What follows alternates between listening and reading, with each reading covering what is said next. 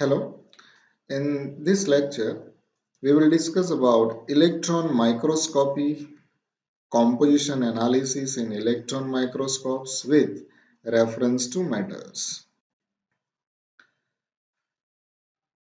The light microscope probably developed from the Galilean telescope during the 17th century, one of the earliest instruments for seeing very small objects. The limiting factor in Van Leeuwenhoek's microscope was the quality of the convex lens. The problem can be solved by the addition of another lens to magnify the image produced by the first lens. The word is derived from the Greek mikros and scopio. Even since the dawn of science, there has been an interest in being able to look at smaller and smaller details. Biologists have wanted to examine the structure of cells, bacteria, viruses, colloidal particles. Material scientists have wanted to see inhomogeneities and imperfections in metals, crystals, and ceramics.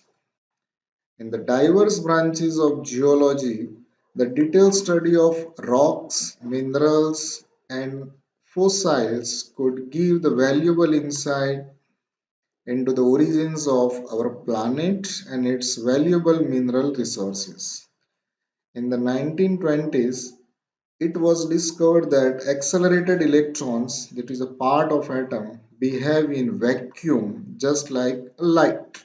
They travel in straight lines and have a wavelength which is about 1 lakh times smaller than that of light. Furthermore, it was found that electric and magnetic fields have the same effect on electrons as glass lenses and mirrors have on visible light.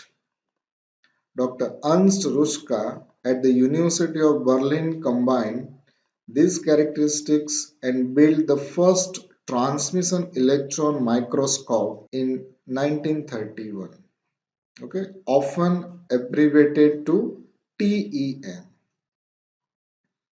TEM means transmission electron microscope. So here you can see this is the electron source, electron beam.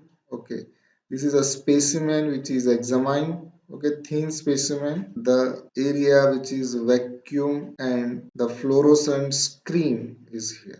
So the transmission electron microscope can be compared with the side projector. In later, light from a light source is made into a parallel beam by the condenser lens. This passes through the slide or object and is then focused as an enlarged image onto the screen by the objective lens.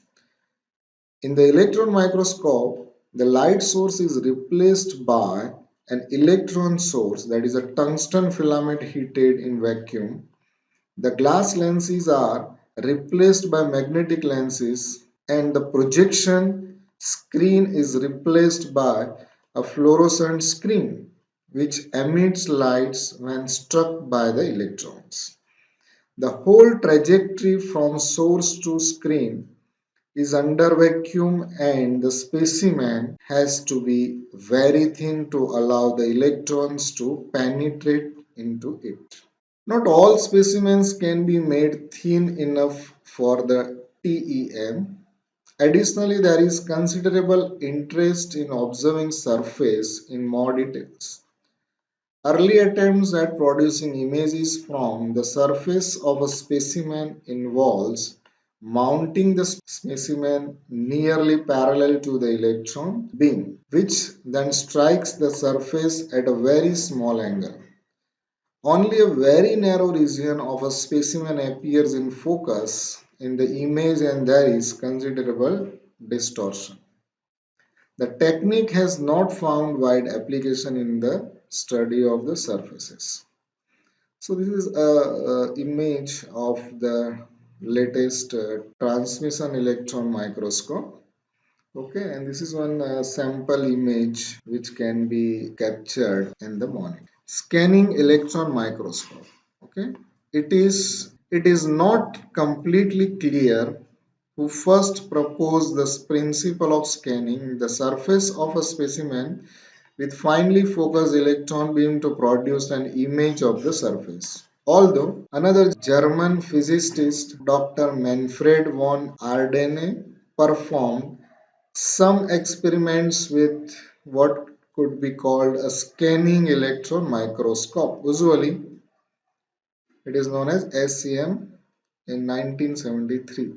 So, this is a SEM electron source, electron beam, deflection coil.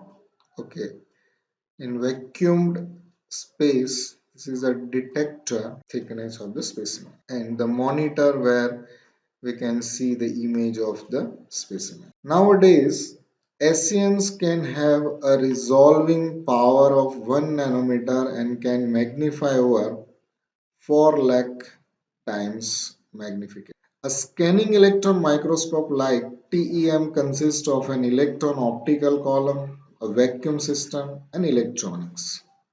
The column is considerably shorter because there are only three lenses to focus the electrons into a fine spot into the specimen. In addition, there are no lenses below the specimen. All the components of a SEM are usually housed in one unit. On the right is the electron optical column mounted on top of the specimen chamber. In the cabinet below, this is the vacuum system. On the left is the display monitor, the keyboard and the mouse for controlling the microscope and the camera.